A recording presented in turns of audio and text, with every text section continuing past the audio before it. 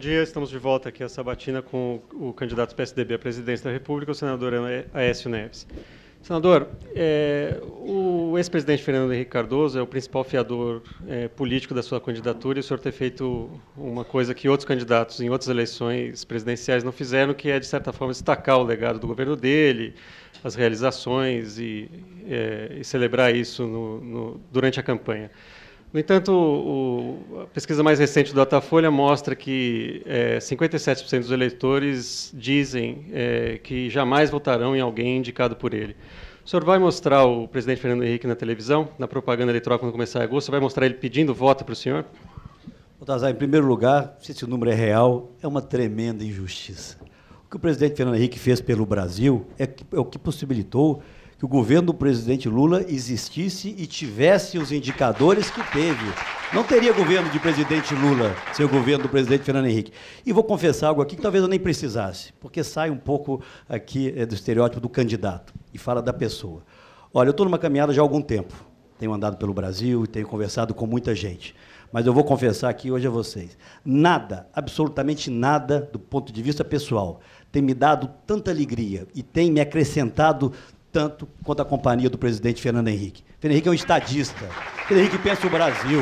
As conversas que eu tenho com ele não incorporam ataques a quem quer que seja. É alguém que está pensando o Brasil, que traz a sua experiência de governo para o nosso projeto. Ele não só vai participar da campanha, como já está participando. Fernando Henrique, 7 horas da manhã, está ali me mandando um e-mail, sugerindo a leitura de algo, sugerindo uma palavra, perguntando sobre alguma coisa. Isso, para mim, é um combustível muito, muito importante. Porque eu sigo um antigo pensador espanhol que, por coincidência, é seu xará, chamado Baltasar Gracián, em espanhol, que dizia o seguinte: se você não pode ter sob o seu domínio todo o conhecimento, e eu não tenho, cerque-se dele. Eu tenho buscado fazer isso em todas as áreas. Tenho me cercado das melhores pessoas. Mas o senhor acha, governador, talvez seja realmente a maior inspiração nessa caminhada. Mas o senhor acha que então foi uma estratégia errada nas eleições anteriores? Porque em 2010 ele apareceu muito pouco, né? O PSDB explorou muito pouco todo esse legado. Olha só, eu estou buscando construir a minha, né? Quem sou eu para julgar outras? Circunstâncias mas talvez tenha sido um erro não ter... Momentos diferentes. Não, quem sou eu para julgar? O senhor já disse numa entrevista que foi um equívoco na campanha. Quem sou eu para julgar quem quer que seja? Momentos diferentes.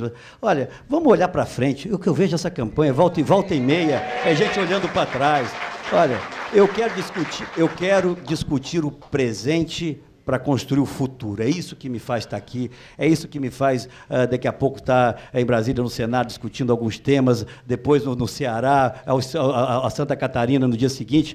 Eu quero apostar no futuro. E não tenho dúvida em afirmar para vocês, quem tem as melhores condições hoje de construir um projeto de futuro para todos os brasileiros, para fazer o Brasil crescer efetivamente, acabar com a inflação, ampliar os programas sociais, porque programa social não pode ser visto apenas nas políticas assistencialistas. Elas são importantes, são relevantes e vão continuar. Mas eu quero falar de educação de qualidade, de saúde de qualidade, de segurança pública. Nós somos o grupo político que tem as melhores condições de enfrentar isso hoje. Só um minuto do programas sociais. A gente falou do bloco anterior do Eduardo Campos. Ele, ontem, aqui na sabatina, ele incluiu no discurso de campanha dele a defesa do passe livre para estudantes, uma das principais demandas dos protestos do ano passado.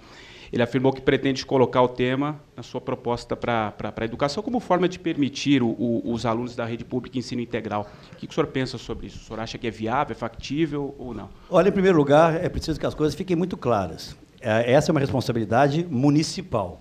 Se o governo federal quiser subsidiar isso, tem que mostrar de forma muito clara de onde, aí sim, vai tirar esse recurso. Agora, de claro, eu não acho justo, não acho que seja uma prioridade brasileira, por exemplo, você dá passe livre para o estudante de uma escola privada que paga R$ 3.000 de mensalidade. Eu não acho, tá? Na minha concepção pessoal. Para estudantes de escola pública, assunto para ser discutido. Se houver um compartilhamento desse subsídio, condições, desde que de forma transparente a sociedade aprove que nós estamos tirando de determinado investimento para investir no transporte para os estudantes de escolas públicas de baixa renda, como existem até algumas experiências já no Brasil, acho que é algo para ser discutido. Agora, generalizar isso e dar um subsídio que é pago pelo conjunto da sociedade e, obviamente, de forma maciça pelos que menos têm, para quem não precisa, eu não acho que deve estar na lista das nossas prioridades. Houve, nessa fase de composição das alianças, uma certa falta de recato, né? As alianças na reta final, elas perderam realmente o recato. E nesse intervalo, o senhor mencionou uma frase que eu vou me permitir reproduzir aqui, as suas aspas. Muito mais gente já desembarcou e o governo ainda não percebeu. Vão sugar um pouco mais. E eu digo para eles, façam isso mesmo. Suguem mais um pouquinho e depois venham para o nosso lado. Não foi, da sua parte, uma falta de recato? E eu lhe pergunto, só para complementar, porque o senhor disse isso no seguinte contexto, numa semana em que o PR ameaçava, ouvindo o presidiário Valdemar Costa Neto, ameaçava desertar da Dilma para aderir à vossa candidatura, e só não fez isso porque a presidente, na última hora, tirou o ministro dos Transportes e devolveu ao PR. E o senhor ganhou a adesão do PTB, não é, que vamos lá. Migrou do Você governo está me dando para a sua informações candidatura. que eu não tinha dessa natureza, que estavam prestes a aderir a mim. Olha, isso foi uma brincadeira, uma Eles ironia, disseram, né? que nós temos que ter cuidado, eu confesso, com essas ironias. Na verdade, eu fiz essa, enfim, ilação a alguns jornalistas depois de uma entrevista, dizendo apenas o seguinte, foi exatamente no dia, Josias, que eu recebi a notícia de que o governo estava demitindo um ministro para entregar ao PR. O que eu disse é o seguinte, olha, já tem muita gente, muitos partidos que estão com o governo, mas não vão ter a alma, o trabalho dessas pessoas, sendo que é gente que está sugando o governo, talvez imprópria, eu reconheço isso, não teve a menor importância isso. É importante, o claro, Josias, é que o governo da presidente Dilma demitiu para ter alguns segundos a mais de televisão, era isso que eu me referia, de forma apropriada ou não, se foi imprópria aqui, eu reconheço, mas a questão essencial é que a presidente da República demitiu um ministro por excesso de honestidade. Ela própria dizia que o ministro dos Transportes era um dos mais qualificados que ela tinha. Ela demite o ministro dos Transportes para acomodar alguns segundos a mais de televisão. Eu vou dizer o seguinte, recebi adesões. Tá? Recebo todas de braços abertos. Sabe por quê, Josias? Porque eu não tenho o que dar, a não ser futuro. Eu não tenho cargos para dar. O que eu estou dizendo a essas pessoas é que, olha, venham porque nós temos um projeto de futuro para o Brasil. E se outras forças políticas, não foi apenas essa a qual você se refere, temos 8 partidos que estão na nossa aliança. Democratas, o Solidariedade, o PTB e alguns outros partidos. Senador, é difícil acreditar que o PTB... Eles estão... O PTB aderiu ao senhor porque o senhor representa aos olhos do PTB uma perspectiva de poder. E eles não viraram altruístas do dia para a noite. Mas que bom, Josias, que vem conosco, porque nós somos uma expectativa de poder. É bom que as pessoas ouçam isso. Eu acredito que somos mesmo. Agora não foi feita nenhuma troca, nem com eles, nem com ninguém. Primeiro, eu nunca fiz isso quando fui governador de Estado. Quem acompanhou o nosso governo em Minas sabe disso. E, ao mesmo tempo, o que eu tenho para oferecer é futuro. O que eu vejo é que esses partidos, na verdade, se incorporam aos 70 e poucos % da população brasileira que querem mudanças. E não acredito que é bom para o Brasil que o governo continue nas mãos do PT. O PTB ele fez um evento, um almoço ali com a presidente Dilma, beijaram a mão da presidente, se comprometeram com apoio para ela, e um mês depois mudaram de lado sem muita explicação. É difícil imaginar que em um mês eles tenham aprendido algo sobre o senhor, o seu programa de governo, as suas ideias, que eles não soubessem ainda. Baltazar. E só para completar a pergunta, porque, enfim, eu acho que é interessante saber do senhor o que o senhor acha disso, mas na eleição de 2010, o PSDB repassou cerca de 1,5 milhão para partidos que apoiaram a coligação. Isso está declarado nas prestações de contas, isso foi feito legalmente, e é assim que as coisas são feitas. No seu caso, houve alguma negociação envolvendo recursos para ajudar o PTB na campanha? Isso vai aparecer? Absolutamente nenhuma. Vou lhe dizer o seguinte, se o PT acha, nos seus estados, que é melhor estar conosco, São Paulo, o PTB, o maior estado brasileiro, está conosco a vida inteira. A vida inteira. O seu presidente Campos Machado é um aliado importante do governador Alckmin, como foi do governador José Serra. Em Minas Gerais, o segundo mais populoso estado brasileiro, o PTB está conosco desde o primeiro dia do meu governo, participando de um projeto de governo, com secretaria, o presidente foi secretário de Estado, extraordinário secretário do meu governo, e houve um conjunto de forças dentro do PTB que optou majoritariamente por essa posição. Não foi unânime, você deve ter tido notícias que os setores do PTB aliados ao governo tentaram levá-los para o governo. Recebo aqueles que querem me ajudar a transformar o país. E eles vão ter como troca, eles vão ter como retorno um país honrado, um governo digno, um país que cresça, que prospere e as pessoas vivam melhor. E eles estão convidados para fazerem conosco essa travessia. Senador, na questão das alianças, o senhor foi presidente da Câmara, apoiou o governo Fernando Henrique. Há 2 episódios. Houve aquele episódio, por exemplo, em que houve um acerto ministerial com o PMDB para que, numa convenção, o Itamar Franco não fosse candidato e apoiasse ali ficasse neutro na eleição e não apoiasse, não lançasse uma candidatura própria.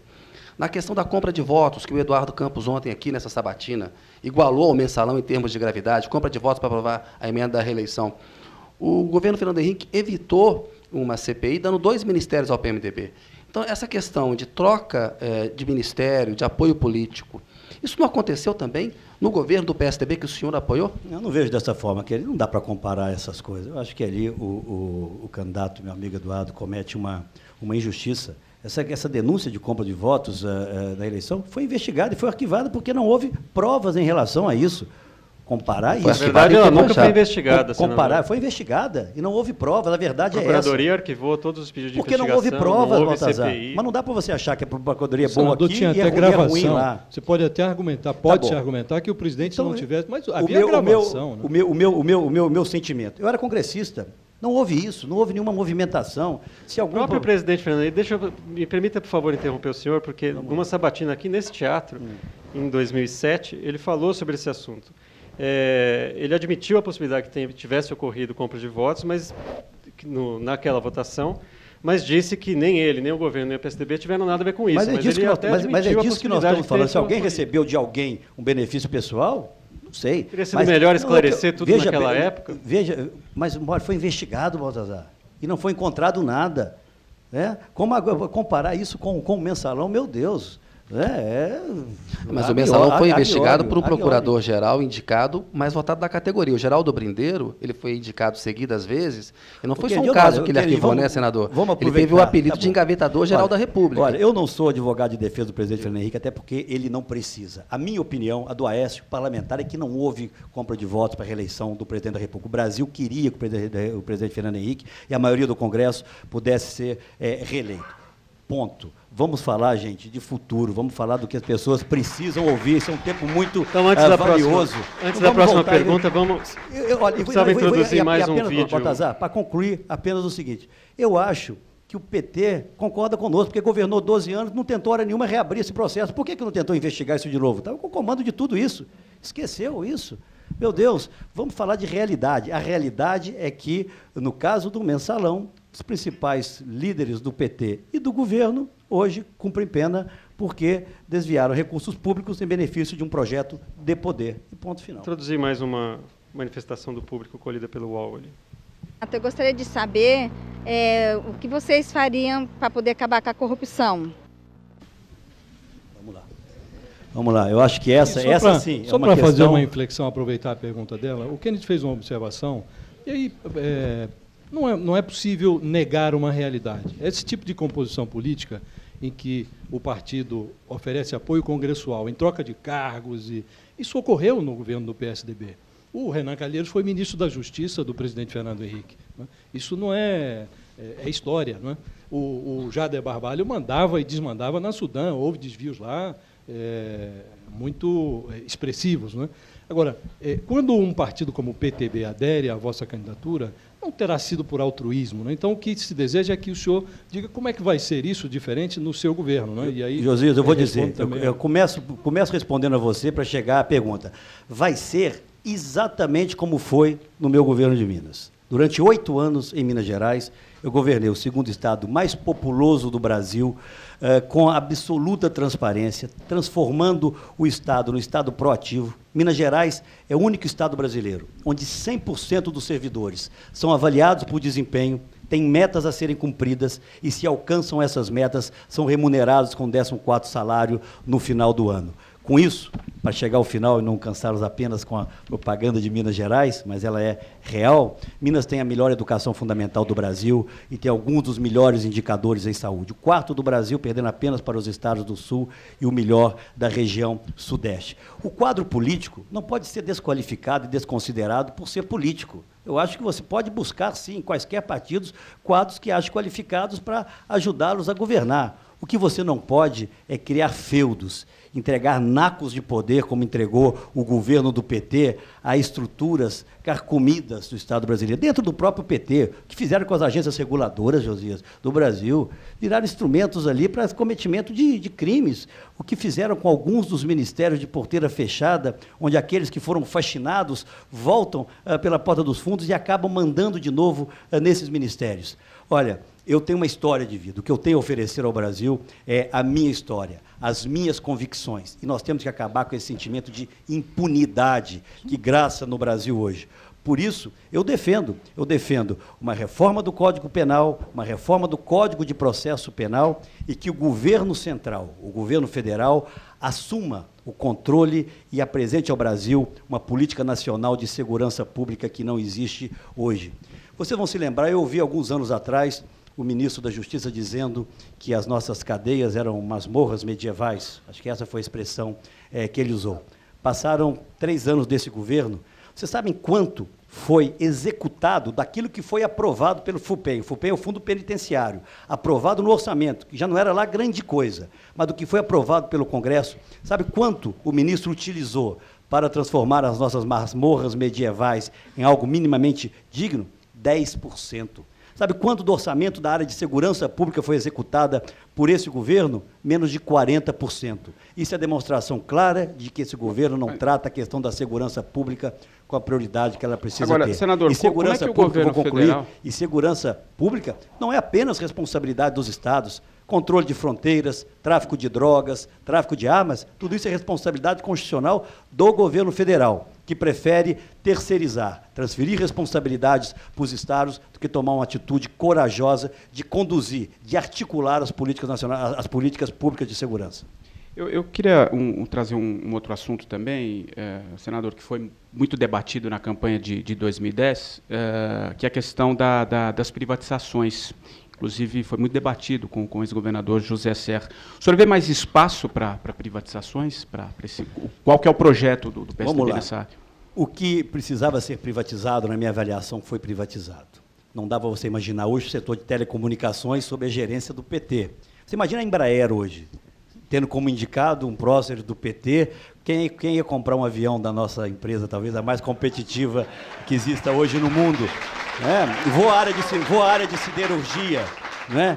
Não, as privatizações que foram necessárias foram feitas. O que eu vou fazer quando assumir o governo, se vencer as eleições, é reestatizar empresas públicas que hoje foram privatizadas por interesses escusos. A Petrobras vai ser devolvida aos brasileiros. Nós vamos restabelecer a meritocracia na gestão pública, a qualidade. As pessoas não vão ocupar cargos no governo em razão da simples indicação ou em razão, e, sobretudo, com a baixa qualificação, que é hoje uma marca desse governo. O que nós vamos é reestatizar, entregar novamente as empresas públicas e o Estado a quem de direito, que são os brasileiros. Porque o Estado brasileiro, cada vez mais, vem servindo a um projeto de poder, de um grupo político, Baltazar, que abdicou, abriu mão de ter um projeto de país, de apresentar um projeto transformador de país, para se contentar única e exclusivamente em manter um projeto de poder. E é o caso de se perguntar para quê manter esse projeto de poder? Para piorar ainda mais a situação da educação, da saúde, da segurança, da economia brasileira? Já que o senhor vai mudar a maneira como as estatais são administradas, tem uma pergunta da plateia sobre a Petrobras. Hoje, a política de preços da Petrobras é reprimida pelo governo. O senhor vai liberar o preço da gasolina ou o senhor vai continuar reprimindo a política de preços da Petrobras como o governo atual faz? Olha, os equívocos em relação à Petrobras foram muitos, não foi apenas esse. Desde a mudança do processo de concessões, do sistema de concessões, para o sistema de partilha, que deixou o Brasil 5 anos fora do mercado, no período em que 300 bilhões de dólares foram investidos no mercado de petróleo ao longo do mundo e o Brasil, ao redor do mundo, e o Brasil não participou com R$1 desses investimentos. Até as nomeações políticas, o aparelhamento da empresa, os equívocos foram enormes. E está aí, a Petrobras hoje, infelizmente, frequenta mais as páginas policiais, né, com Passadina, com a refinaria Abreu e Lima, do que as páginas de economia. Eu não tenho ainda o conjunto das informações necessárias para te dizer o que vai acontecer. Agora, eu vou repetir aqui aquilo que vai ser uma marca em relação à Petrobras e em relação a todas as outras áreas do governo. Previsibilidade, Baltazar. Nós vamos ter regras claras. As pessoas vão saber exatamente que vai acontecer com os preços e o que vai acontecer do ponto de vista fiscal também em cada uma das ações que nós vamos tomar. O senhor vai rever esse modelo de partilha, partilha, previsibilidade. Senador? Eu quero rediscutir o que, à luz do dia, sem viés ideológico, quer dizer, o que se trouxe de benefícios para o país, em que circunstâncias, eventualmente, ele pode ser mantido, em que circunstâncias é melhor nós temos o modelo de concessões. Vai ser uma discussão ampla com a sociedade. Eu quero avaliar isso. Eu falo com muita sinceridade. Pode voltar para o modelo anterior? Eu quero ter uma discussão aprofundada com especialistas, com a sociedade brasileira, em relação aos eventuais benefícios que esse novo modelo trouxe. Porque, ao mesmo tempo em que a Petrobras é demandada para fazer investimentos, ela é garroteada no seu caixa por essas medidas de política econômica, que nada mais é do que o atestado de inaptidão do governo de conduzir a política econômica, a política macroeconômica, controlando a inflação, e faz com que a Petrobras seja utilizada para esse fim. O senhor não exclui a hipótese de voltar ao modelo anterior de exploração? Se eu disser isso aqui agora, eu estou antecipando um cenário que pode não ocorrer. Quero discutir essas questões. Só admite rever. Porque o modelo de concessões foi um modelo benéfico para o Brasil. Foi quando nós trouxemos parceiros privados de várias partes do mundo. Foi quando nós tivemos os melhores e maiores investimentos, antes do, obviamente, o senhor acha que a Petrobras não tem condições de dar conta sozinha? O senhor acha que... Que é o que o atual governo diz, entendeu? Que o modelo anterior dava muito espaço para parceiros privados, empresas estrangeiras, em detrimento da própria Petrobras. Nós vamos fazer essa discussão, pode estar seguro, à luz do dia. E a decisão que não será tomada, pelo menos a decisão que será tomada eventualmente, se acharmos que seja o caso, pelo Congresso Nacional, vai ser uma discussão da qual a sociedade vai participar. Senador, a sabatina está caminhando para o final. O Eduardo Campos, ontem, aqui nós conversamos com ele a respeito de Copa. Ele disse que manteve um discurso só durante a Copa, sem oscilações, insinuando que o senhor e a presidente Dilma, ao longo da Copa, mudaram de posição. Uma pergunta minha é sobre se a oposição errou, exagerou nas críticas, nesse excesso de pessimismo que a presidente Dilma e o governo vêm acusando a oposição. Essa é uma pergunta. A outra é sobre a sua oposição à Futebras. O senhor, rapidamente, quando o governo cogitou uma intervenção estatal, disse que o Brasil não precisava de uma Futebras. Acontece que os nossos cartolas, o Ricardo Teixeira, que não é mais, com quem o senhor tinha boa relação, o Lula também tinha, o José Maria Marinho, com quem o senhor tem boa relação também, são cartolas atrasados, né? Com práticas que piores até do que as da política. Eu pergunto para o senhor, algum grau de intervenção o senhor admite a lei de responsabilidade fiscal para o futebol, uma agência reguladora? Eu queria que o senhor respondesse essas duas questões, por gentileza. Começo pelas boas relações. Eu tenho boas relações com muita gente, que todos nós aqui, por exemplo, temos boas relações, né? Não vamos compreender isso além do que isso significa. Em relação à Copa do Mundo, eu acho que o Eduardo, na verdade, se referiu ao presidente da República, que tentou surfar o quanto pôde no êxito da seleção. Eu fiz o que eu tinha que fazer, o que faria, exatamente o que eu faria, não sendo candidato. Fui ao campo com a minha filha, vi jogo, torci, não acreditei naqueles 7-1. Eu gosto, você me conhece há muito tempo, eu gosto de futebol, jogo futebol até hoje. O que eu vi é uma tentativa desesperada do governo de se apropriar a qualquer custo do êxito da seleção. E vou citar algo aqui que eu não tinha dito antes. Eu achava, Baltazar, que no sábado, quando o Brasil disputava o terceiro lugar em Brasília, a 500 metros, 1.000 metros no máximo, do Palácio do Alvorada, eu achava, sinceramente, no meu íntimo, que pela manhã a presidente iria pegar um telefone e convidar os membros da comissão técnica, os jogadores, para tomar um café com ela. Lutaram, ganharam, perderam, não quero entrar nesse mérito aqui, porque certamente se tivessem ganho, ela seria a primeira a estar lá cumprimentá-los. Eu teria feito isso, sinceramente teria feito. Ela não fez para se descolar? Para se descolar. Isso já é mais uma demonstração da tentativa de utilização política da Copa. A grande questão é que o governo... Mas, senador, o senhor foi 2 vezes aos estádios sem avisar. Por que o senhor não avisou antecipadamente quando o senhor foi ao estádio? Porque eu fui como torcedor, eu queria assistir o jogo, eu não fui para... O senhor divulgou fotos depois, claro, para saber aproveitando esse clima também, obviamente, né? Eu não podia ir escondido. Eu fui como torcedor, fui com minha filha, fui com a minha família, fui torcer. Até porque onde eu estava não tenho nem como levar imprensa. Fiz como eu deveria fazer. Eu fui assistir os jogos. Não fui assistir o jogo escondido, está tudo público, tanto que eu publiquei. Está acabando o nosso tempo. Já?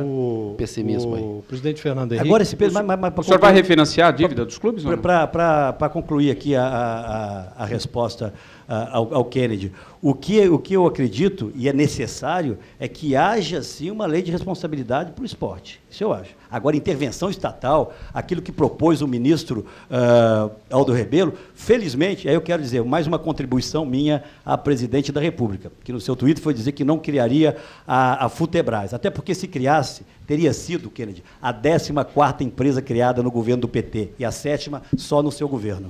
Josias, a última pergunta. O presidente Fernando Henrique fez um artigo ontem, no qual ele se queixou dos ataques que o presidente Lula tem feito a ele, e nesse artigo ele diz que, na viagem que fez aos funerais do Nelson Mandela, em conversa com o Lula, ele propôs que as forças políticas se juntassem para corrigir o que há de mal feito na política brasileira. O senhor acha que ainda é possível que PSDB e PT se juntem e, em vez de ficar jogando lama um no outro, se juntem para corrigir o que há de mal feito, ou essa fase já passou?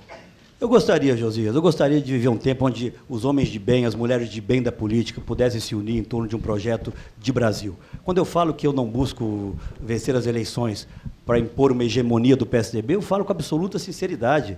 Eu quero a contribuição das pessoas que tenham contribuição a dar. Eu quero acabar com essa bobagem e, de alguma forma, a ação perversa do governo de querer sempre dividir o Brasil entre nós e eles. Os que bajulam o governo são nós, os que criticam o governo são os pessimistas, são eles.